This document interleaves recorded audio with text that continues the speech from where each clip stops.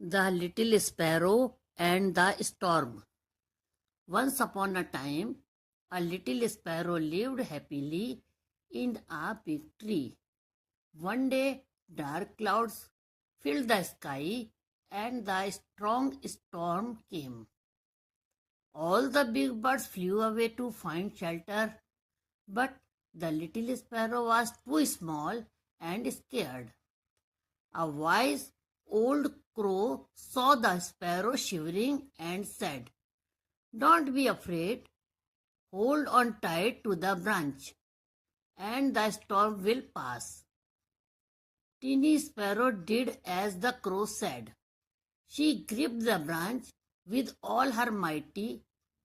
The wind howled and the rain poured, but the sparrow stayed strong.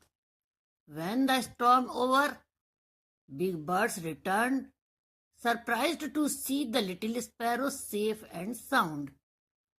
The crow smiled and said, "Bravery is not about size, it's about not giving up."